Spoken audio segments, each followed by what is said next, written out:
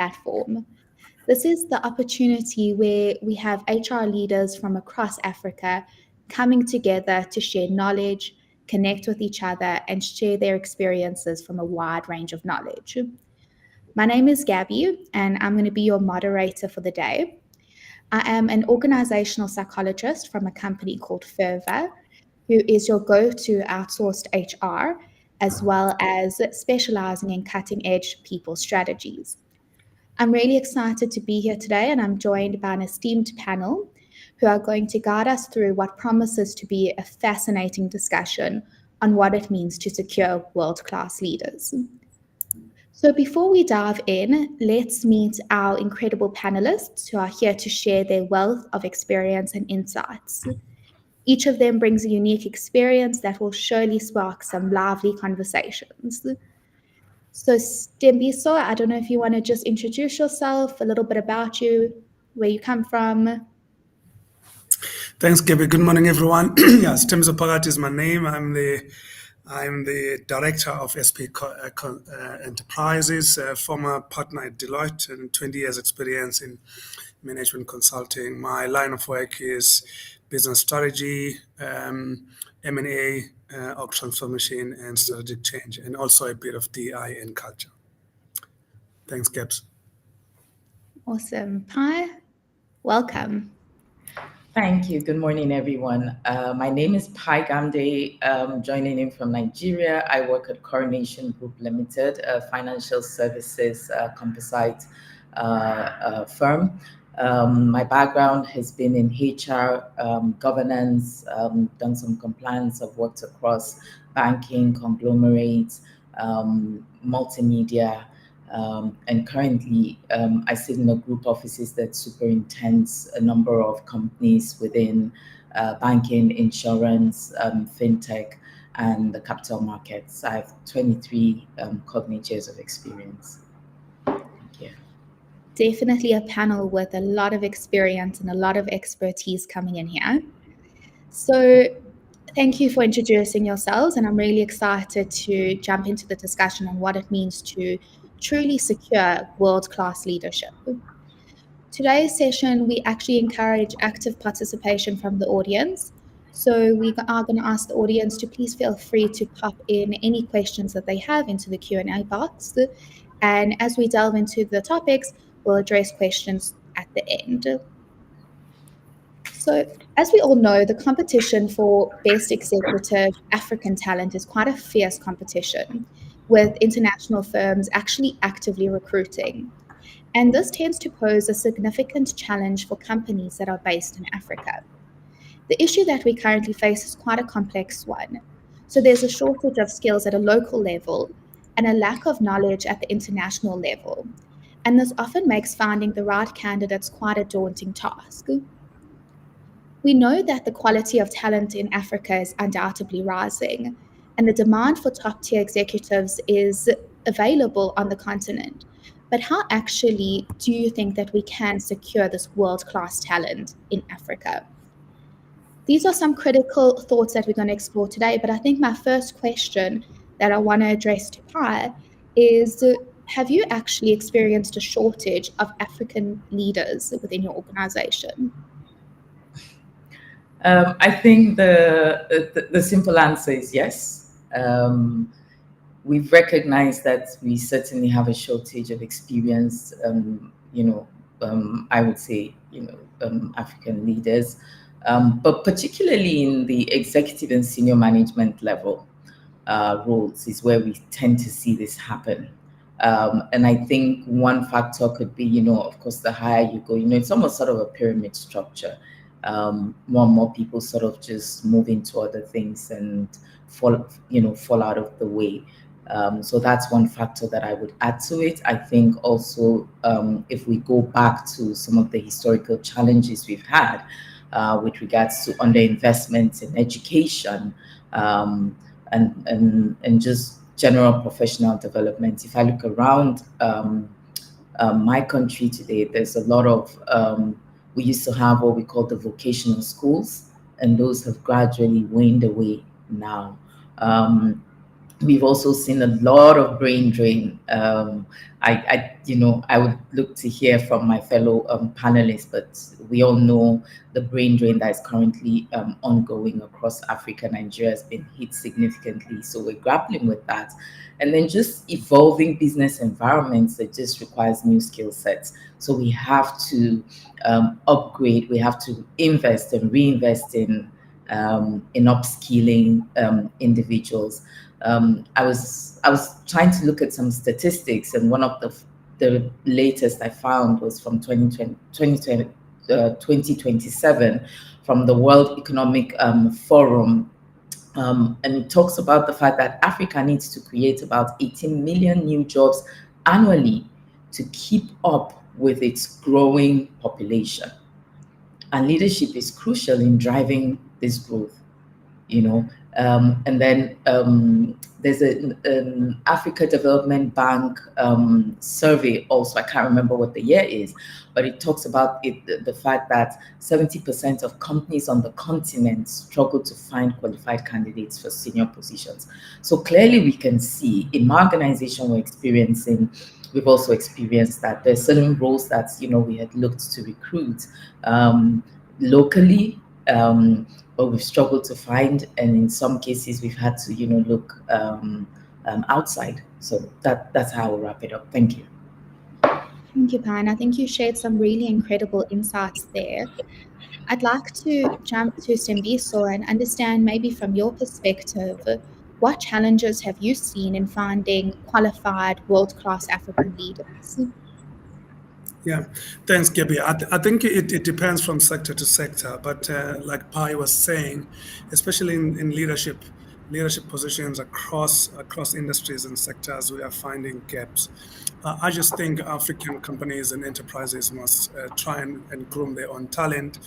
But also because of the size of our market, our international counterparts have got broader experiences because of the market size and maybe the type of work that they're conducting. But I think leadership development, I was talking to a group of executives last week, and I said executives tend to believe that just because they are there, they are immune to development, and therefore they'll just stay there or just gravitate to the top. And it shouldn't work that way. And I think we should continue to invest time, resources, and money into developing leaders. And I don't think African companies are doing enough in developing leaders. Most of the budget goes to lower levels of staff, middle management, but not senior leadership, especially board and executive level. But and of course, when you dissect industry data, you might find that maybe in specific technical industries we do have talent, but even there we have to continue to develop those leaders because they are not immune to development. But there is that great gap in the senior leadership positions, not necessarily in the technical field. 100%. And I think that we can all agree that we can never stop growing and learning, even if you are at that senior executive level. Well, I think you touched on an important point when you mentioned recruitment, and in terms of like, what is your organization strategy in actually recruiting world-class leaders? Thank you for that question. So we take a multifaceted recruitment strategy, right, across the organization. So whilst at entry level, we have our graduate training programs. We partner with other institutions for internship programs and all that. But that's at the lower level. At the more senior executive level roles, we look at internal development and also external recruitment. So we identify individuals who are high potential to not just lead their roles technically, but also lead the people and lead at the organizational level. What we also do is, we have a succession management framework And I believe that succession management is going to, we're seeing a lot of concerns around that because the tenure of employees is really dipping significantly. So the question of how do we modify our succession management strategies? But we look at incumbents, we look at individuals who are ready immediately to step into roles. We look at individuals who are ready in the next 2-3 years and those who will be ready in the next 3 to 5 years. So that's how we look at it. And then we prioritize leadership programs, mentorship programs.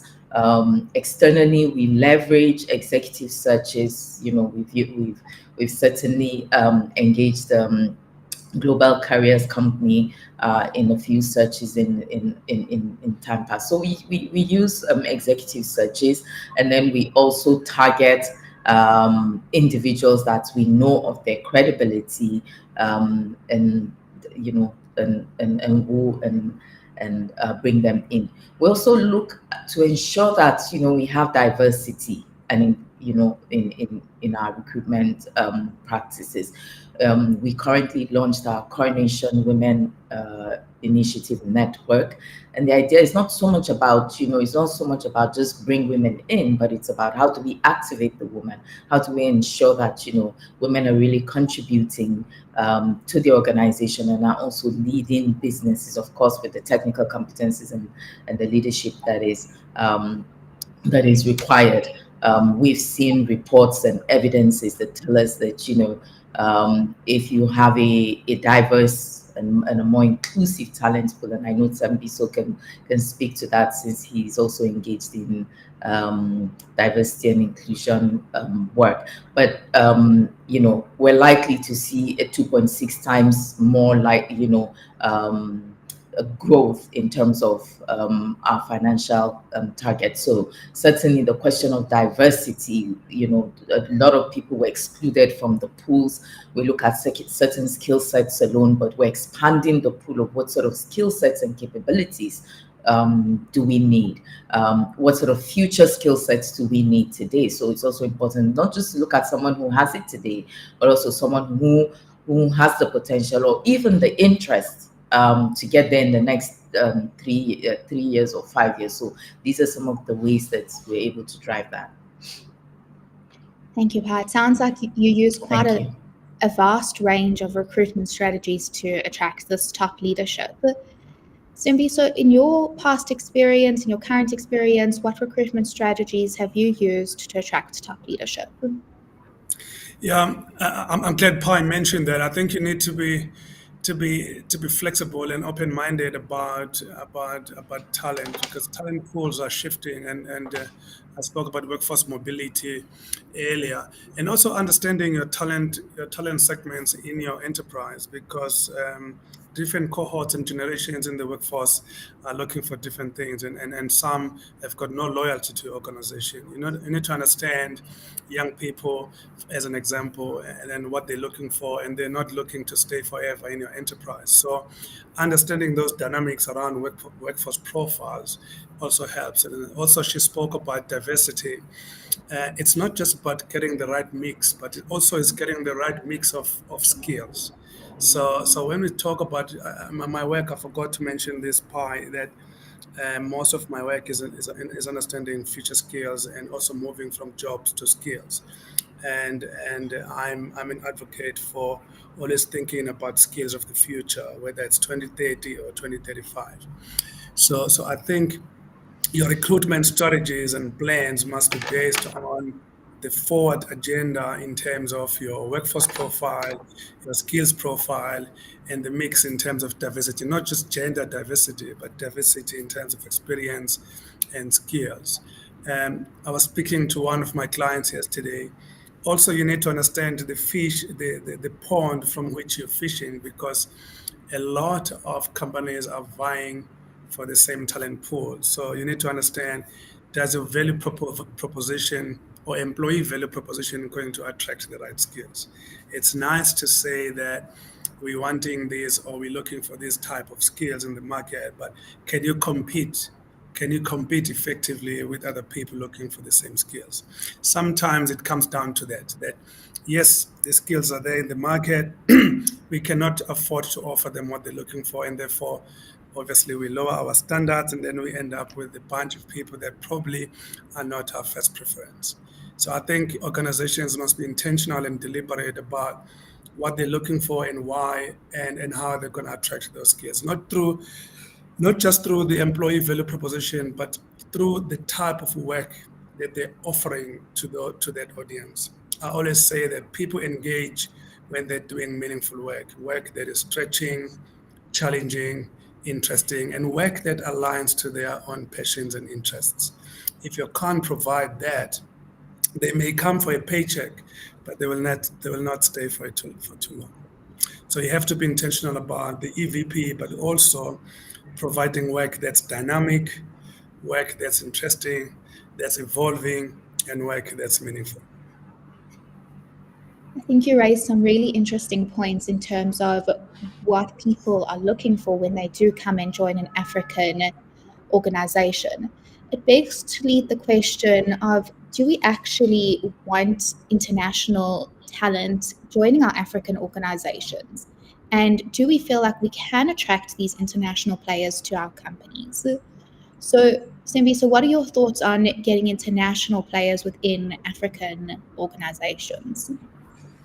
Yeah, we can. It's all about the experience, the social side of it, as well as the business environment, and of course the economic environment. People that are gonna want to come to our shows. Remember, they're gonna know about the economic landscape, the political landscape, because they are not always going to be at work. And also, they're going to want to know what new skills they're going to acquire in our environment, because our markets are slightly different. So how we attract that talent is, yes, it's about the work itself, the environment, the economic space, but also we need to help them understand that there is opportunity to learn about our culture, to learn about our traditions, our ways of life, and also to learn different skills in this continent. So when I worked at APSA many years ago, APSA at the time was Barclays Africa. So we had a lot of colleagues coming from the UK, working and staying in South Africa from Barclays. And the way we attracted them is to show that having worked in the UK all your life is perhaps limiting. This is the opportunity to learn about the African continent, to spend time in the sunny environment and learn about our traditions, our culture. So don't always confine your value proposition to the work itself, but you need to think about a way of life outside of the work itself, and hopefully you can attract people to spend time in your shows. So that was a combination of things. And suddenly, when we began to talk about our environment in a holistic fashion, we began to attract the right people, and they did stay. So I think it's a combination of things. But like I said earlier, if they spend 40 to 60 hours a week at work, that work would rather be interesting and challenging for them and meaningful. So if that hook and that does not align with who they are, they're probably going to stay for a little while, but it's not going to be sustainable. I think we can all agree that our weather is definitely better than the UK. It's definitely more enjoyable and sunny. Definitely. We're in the middle of winter and it's the most beautiful winter sunny day in Joburg right now. So definitely an adding factor. Simbi, so you mentioned that you had a couple of people from the UK come and experience Africa. What benefits did those people bring into the organization? Yeah, it's so much because they share their individual experience, their skills, their experiences. Like I said, I mean, they come from a different environment.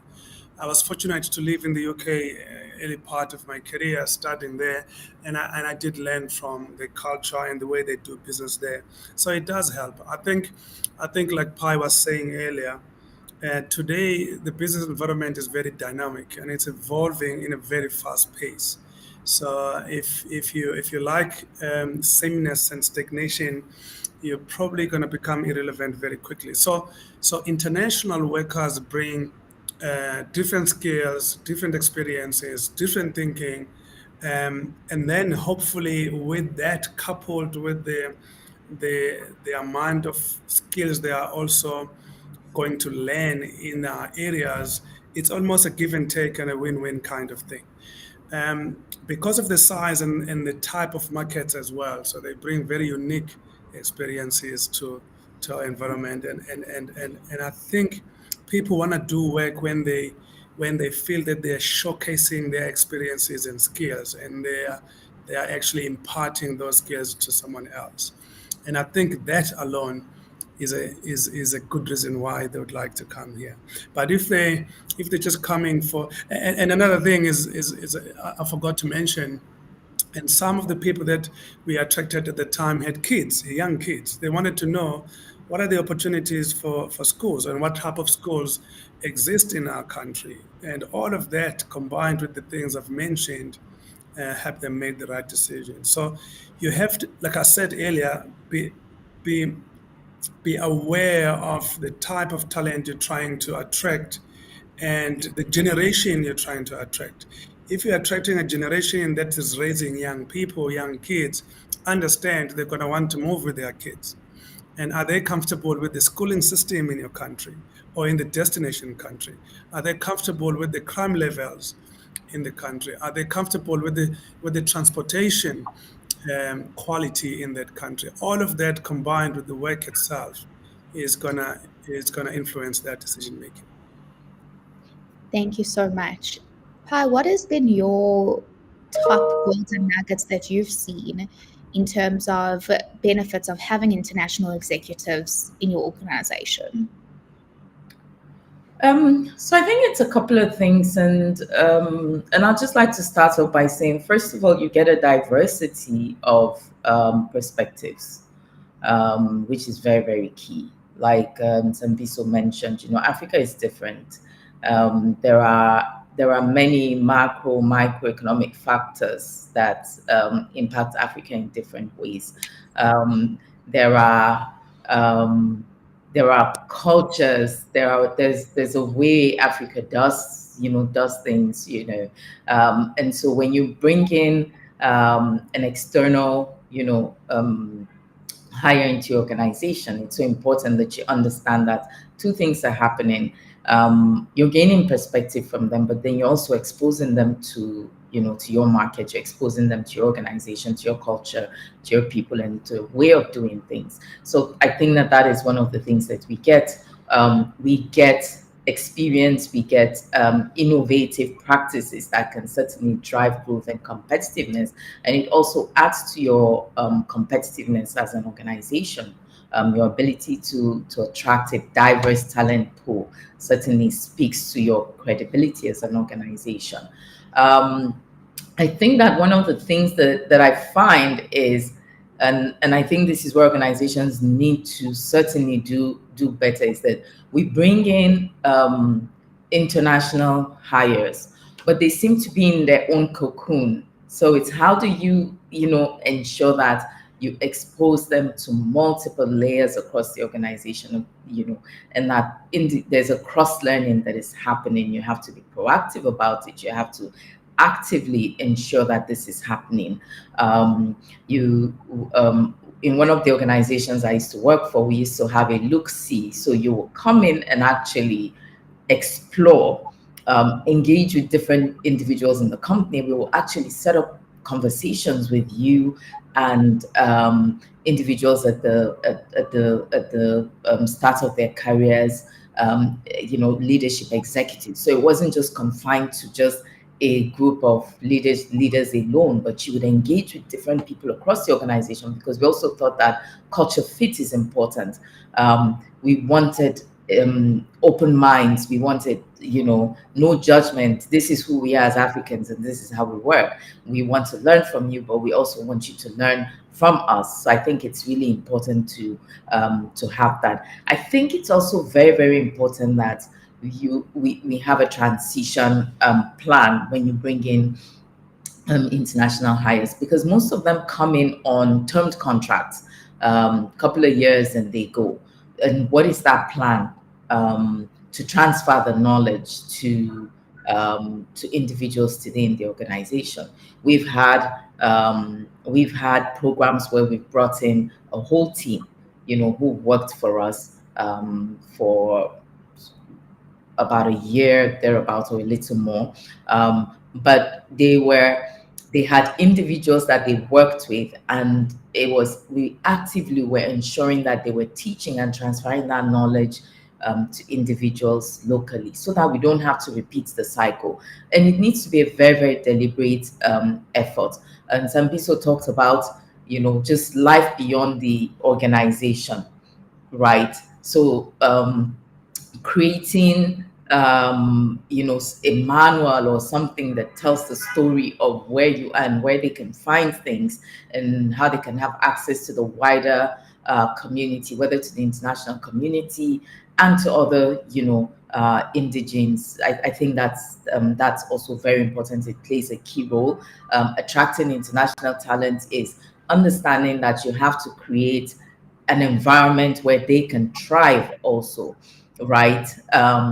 I think also where organizations struggle today is that there's always some sort of a dichotomy where you have a preferential arrangement for international recruits, and then you have a different arrangement for the domestic recruits. And what we're saying is we need to try and bring us close, parity as much as possible, so that you balance your diversity and inclusion agenda very well. So I think these are some of the things that we really need to think about. Whilst we have to create the environment that they can thrive, but it's also important to note that it is not the environment they've come from, and creating that environment where they can thrive is not too difficult. It's going to come at a cost, but it's to think beyond the immediate cost and think beyond and go beyond the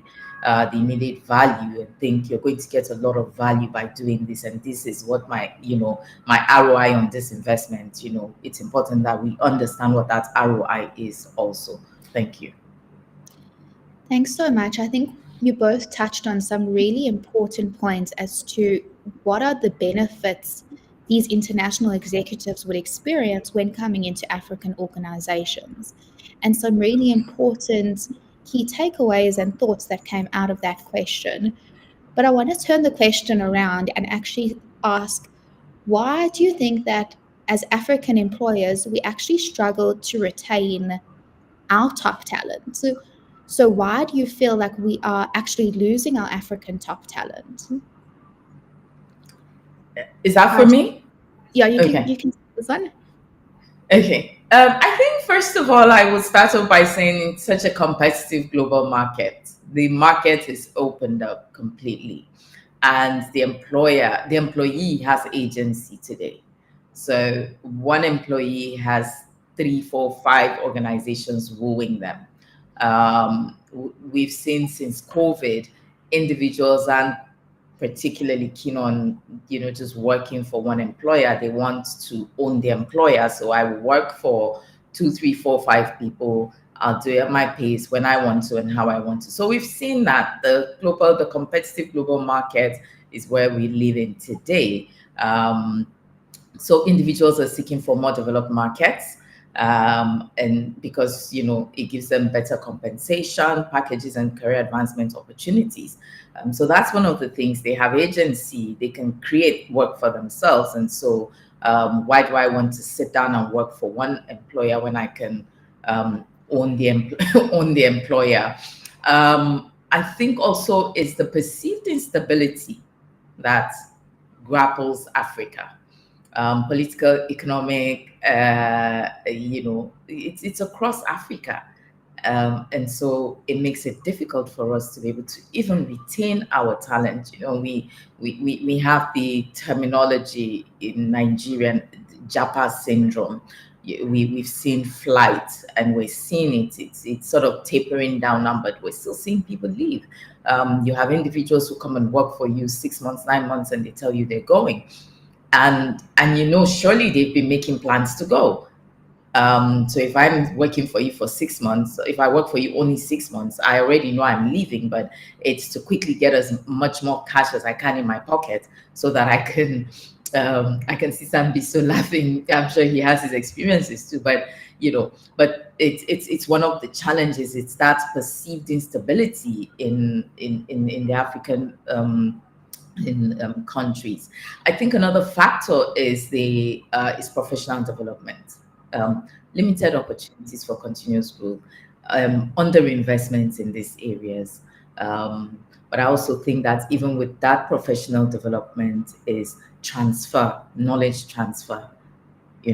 A lot of the time we have head knowledge, but applying the knowledge in action tends to be one of the challenges. And this is where critical thinking and reasoning comes in. And it's one of the things that our schools need to be able to address as early, from very early age in individuals, and teach how to critically think and analyze and solve problems, as opposed to just a theory of it. So I think that that's one of the biggest challenge also that we have when it comes to professional development.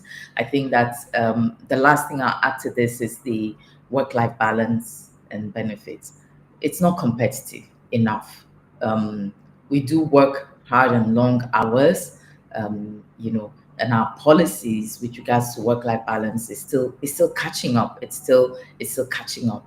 And the packages are not attractive. But then again, it's really tied to the microeconomic factors in the country. And so if you're bringing in, even if you're bringing in a mid-level individual, you're going to have to pay 2, 3, 4 times more than you will pay the domestic or indigenous staff, and they could be operating at the same level, but you're going to be spending a whole lot more to bring them in, whilst you have your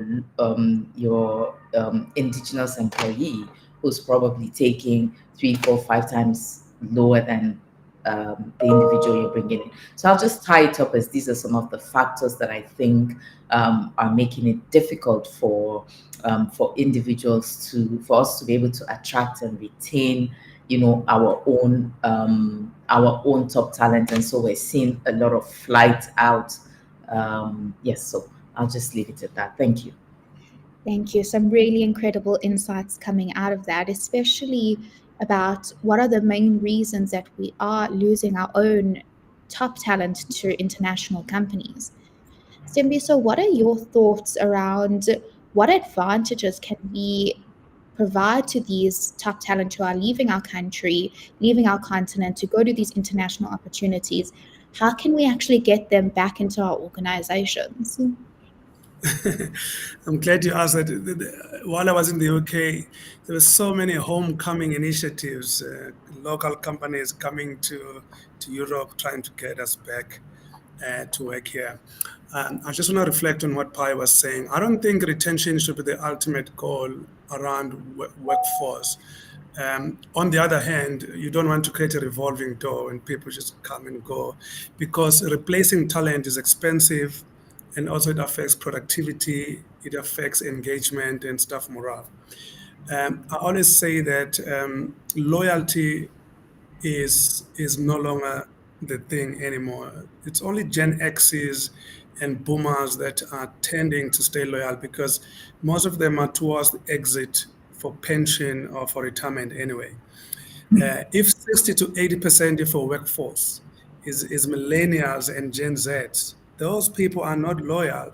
They come to you to learn. And by the way, if you cannot give them flexibility, choice, and autonomy, they're going to leave. Some of my students at VETS told me that if the offer letter they get today does not state that they can work anywhere, they will not accept it. So that's like 70% of my students. They are saying if you cannot guarantee that I'm allowed to work anywhere, I'm not interested. Beyond benefits, pay, and those are the kinds of things that we're seeing. So if the large cohort in your organization is young people, understand there's going to be mobility and you must live with it because they're looking for different things and they're looking for experience. And by the way, their expectations, needs, and wants evolve and change all the time.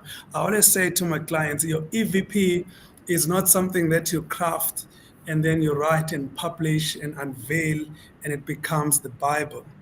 Your EVP should be a moving goalpost because the needs, the expectations, the wants from your workforce keep changing. As society changes, as political dynamics change, as they grow as human beings, their needs will shift. So it's okay for people to leave your company. I always say that train them in such a way that they're so good they don't fit in your company anymore, and then they will showcase their skills elsewhere. And why do I say that? When they leave you at a very high note and as high performers, they become your best brand ambassadors out there. You don't have to market yourself anymore. You don't have to spend money talking about your brand. They will talk good about your company because you gave them valuable skills they can showcase elsewhere. Obviously, you have to balance that with the cost of losing talent and the revolving door that I was talking earlier. In my business, I work with different people every week, every month. There's no loyalty in my team, in my business, because I need different skills all the time. And that's perfectly okay for my business. I just think the mindset needs to shift because a point in time, a business will need a specific set of skills. As the business evolves, matures, grows, it will require different set of skills. When I hear people say or celebrating the fact that they've been in a company for 20, 30 years, I ask this question: what new skills have you acquired during that period? If you came in as an engineer and you're just a senior engineer now after 30 years, that's questionable for me. But if you've created 4 careers in a company over a period of 30 years, that probably makes sense. So it's okay for people to evolve inside the company or outside the company, but I just think that fresh blood is needed in a company. And I always say to my clients, do not hire people that match your culture because you want to hire people that are going to question your culture, that are going to challenge your culture, that are going to challenge the way you've always done things. Sameness is not what you're looking for. So hire people that are going to disagree with you, that are going to be shocked about your culture, that are going to challenge it, that are going to challenge the ways of doing things. In that way, you become innovative, flexible, and you mature quite quickly. So in my business, I don't hire people that look like me, that think like me, that have done similar things as me, because I need to be challenged constantly. And in that way, we grow as a business. I think it's such an interesting point that you raised towards the beginning about the generational differences in what we want and need from our company and how that actually comes into play in retaining your top talent. And I think that's a topic that I'd love to delve into maybe in another session. But you mentioned right in the beginning about some of the campaigns that you experienced in the UK with them trying to bring top talent back home. Can you maybe talk about that a little bit more? Yes, yeah, they came. I think, I think while I was there, there was like 3 or 4 events, different companies looking for engineers, looking for strategists, looking for geologists, looking for all kinds of talent. And I wondered why. Why do we think that we cannot showcase African skills, experiences elsewhere? Because some of my colleagues that I was studying with remained in the UK and they worked there. And again, they may have wanted a different environment, a different political environment. They wanted to raise their kids in a different city. People are motivated to move around by different things. I think it's a personal decision where you want to showcase your skills. And in my particular case, because my scholarship was Nelson Mandela scholarship, we had promised him at the time that we would come back, but only 80% of us came back, others remained. It's okay to choose a city and environment to showcase your skills and also to learn new things. I just think, like Pai was saying earlier, Africa must groom its own talent and make it juicy and sexy to work in Africa for Africans. And we will, because hiring and parachuting skills from another environment becomes expensive for African countries, for African companies. At Barclays Africa, as an example, when we got UK colleagues coming to work with us, we had to pay some of them 2.5 times the package that we would pay their equivalent in Africa. Can you understand now that your wage bill, if you get international, because remember they are paid in sterling or in pounds, to work out their package in ZAR or rands with the exchange rate of the day becomes a bit tricky. So all of that you need to consider. Are you willing to foot the bill for these skills rather? And I always talk about buy, borrow, um, develop. What about developing your skills, creating a pipeline from the African pools that you're going to need in the future? And then you only get international talent at a very small percentage, also at a project basis. There's nothing wrong with getting international talent, but I just think that bring them for a specific mission, for a specific job, for a specific program, and let them leave thereafter.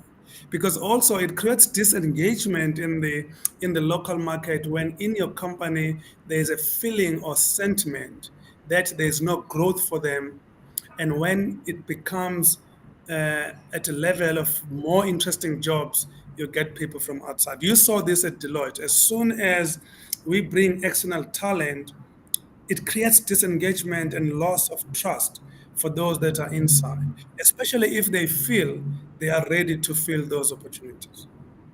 100%. And I think you both touched on a really important point in that it starts at home. So, what are we going to do as organizations to grow our top talent and provide them with the right incentives and needs to want to actually stay in Africa? Hi, what are some of your thoughts about? I mean, we want to grow from home, but what do you think in, say, 5 years' time? What does our talent pool look like in Africa? Some forward thinking. Wow, I think that in the next 5 years, first of all, it's not going to look like what it looks like today, and whether we like it or not, we have to open our minds to understand that talent is evolving because of the global market that we are seeing today. There's a lot of changes globally going on. There's, shifts in technology, shifts in the types of workforce demography, all sorts of shifts are happening. And so we cannot remain rooted in the ground like mountains or trees. Even trees we can uproot. So we need to think. We need to think. Much wider, much deeper.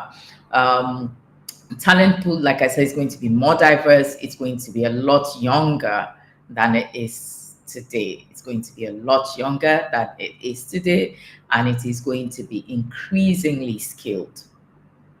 Why? Because we've seen the shift to foreign markets and environments where that talent, skill, they're acquiring the skill sets. So we're going to see that some of them will come back home. Many will come back home because they've gone to acquire certain things. Many haven't gone for good. They've just gone, it's part of their, they're just in a transition in their lives. They will go and then they will come back home. So we're going to see that.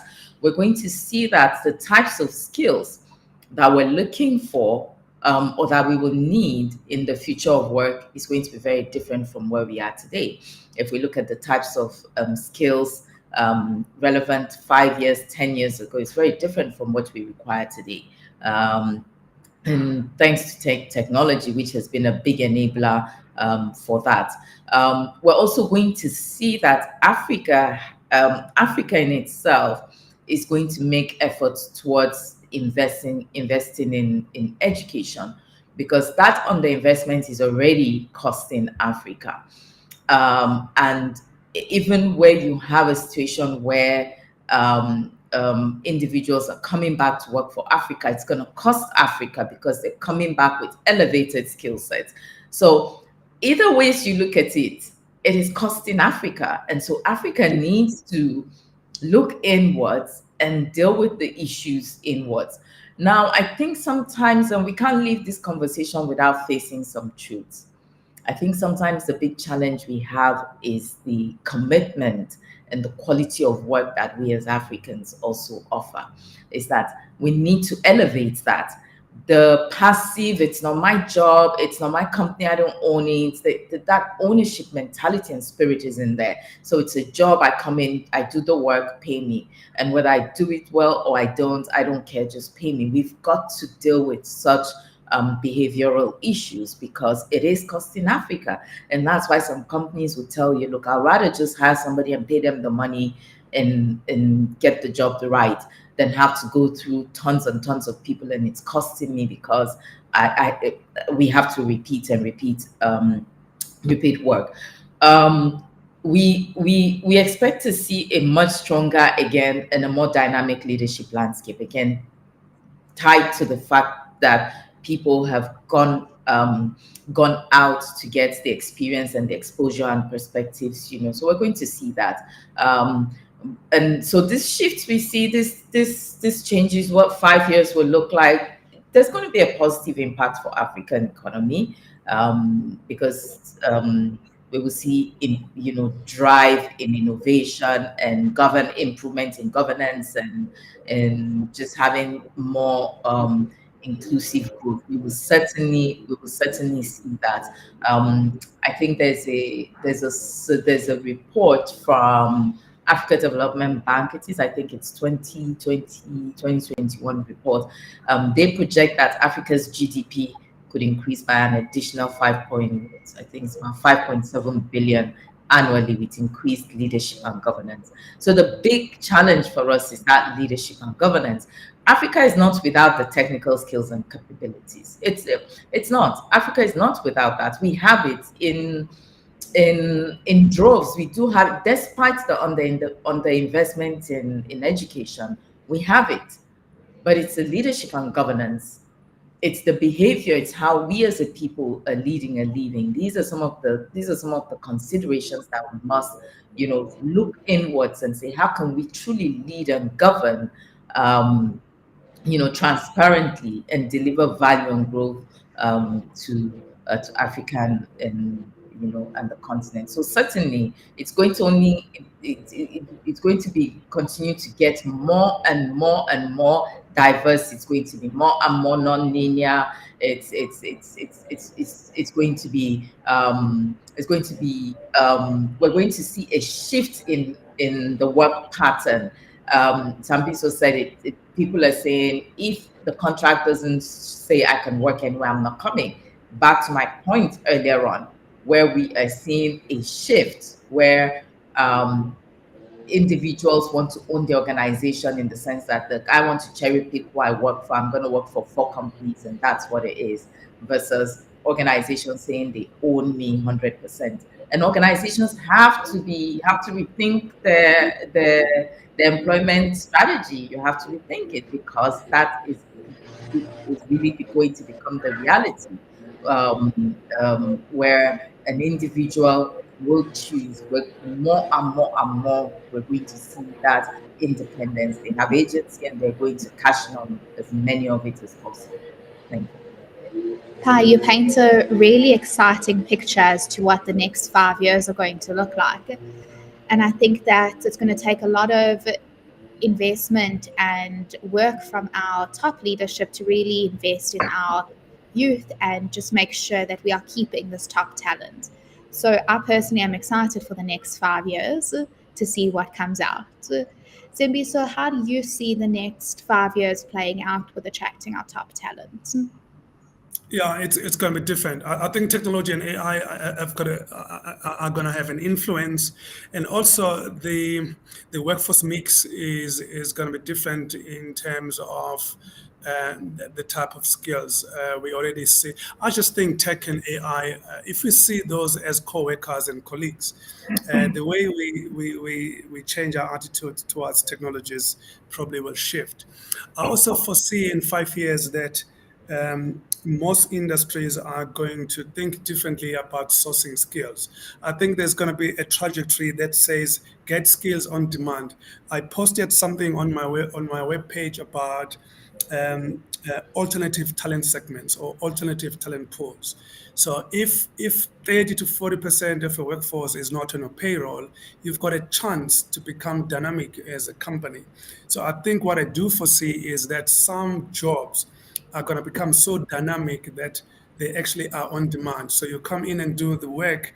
And I don't know, you and I, Gabby, have discussed this before about mission-led teams or purpose-driven teams. So if you create that ecosystem where work is around a mission, not a job, you've got a chance of creating a dynamic talent ecosystem. So I just think that this notion of hiring people and giving them benefits and medical aid and all these kinds of things, and we are on our way to changing that because people are not looking for those things anymore. They are looking for meaningful work. They can sort out their medical aid themselves, pension, medical aid, investments. People are smart enough to figure out where to invest these days. Give them meaningful work on demand, and when that work is done, leave them alone. Let them shift to something else.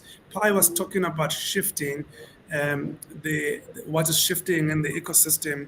That's exactly what I'm seeing. People want to do work today with you. Next week they want to be doing with someone else. Next month they want to be with someone else. Don't lock them into a payroll. I'm thinking with the combination of AI tech and the type of skills that organizations are looking for, and in 5 to 8 years, and I think it's going to be eventually 60 to 40% of people on the payroll. The rest you get skills on the market on demand. And like me, I don't have staff.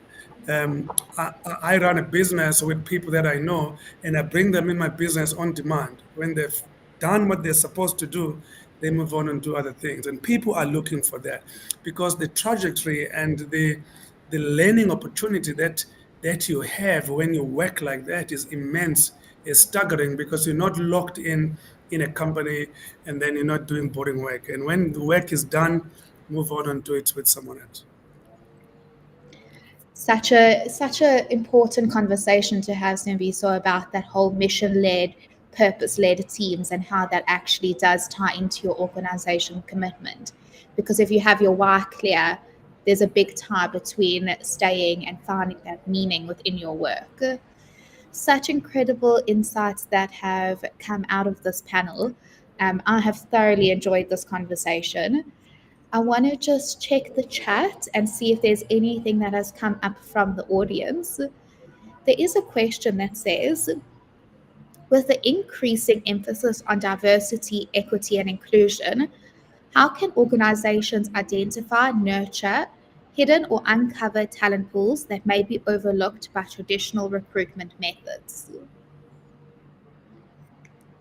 It's an interesting one.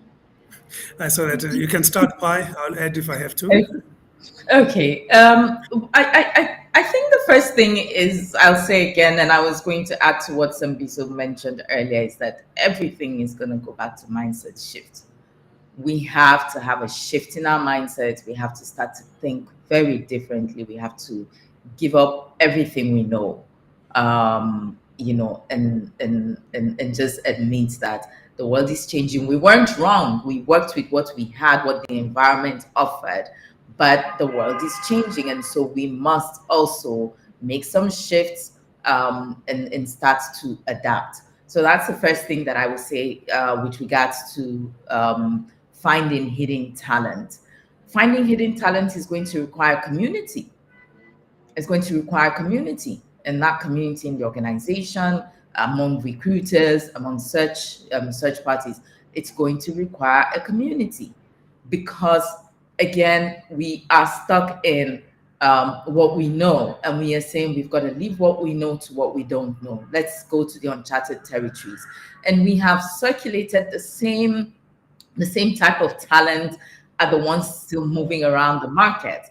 I mean, when we have a sea of so many people with the potential, right? I remember, and I'll share a personal story here. When I joined a company many years ago, and I asked the CEO why they hired me, why it was me, two of us came to the final, and why it was me they picked. And they said, the other individual that you interviewed with had had longer years of experience and had stronger skill sets than you, because by virtue of the years of experience, but they saw a hunger in me, and they looked in the next 5 years what this person can do, will become, and so they looked beyond today, they looked to the future, and they said, potential, we will go for potential over someone who is already full. So that's just an example of how we need to think differently. Don't just look for what people have today. You've got to look at, is there something else?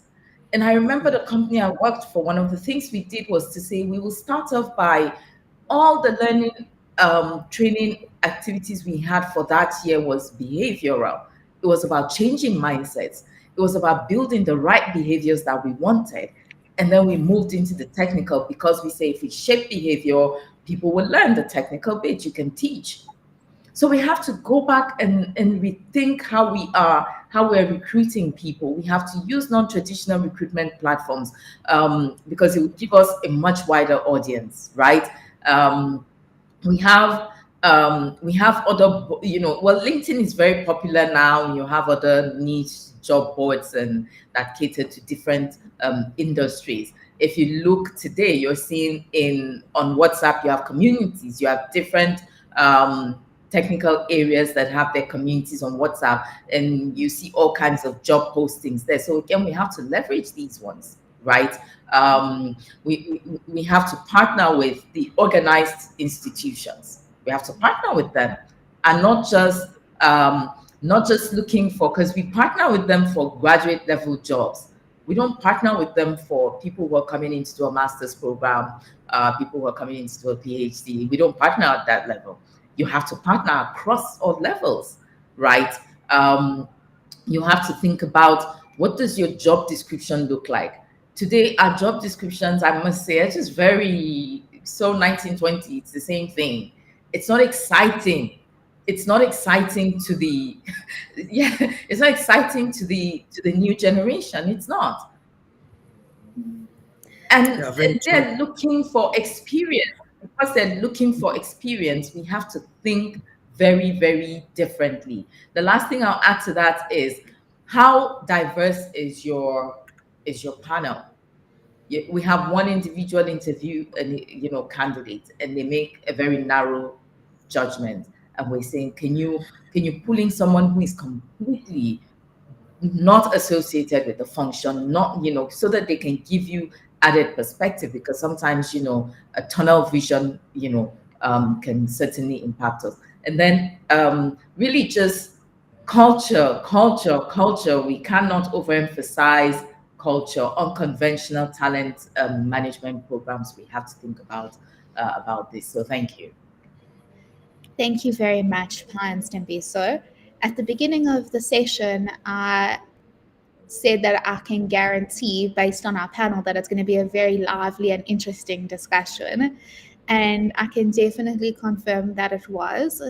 I thoroughly enjoyed hearing all of your insights as to our future. What does it mean to secure top class talent?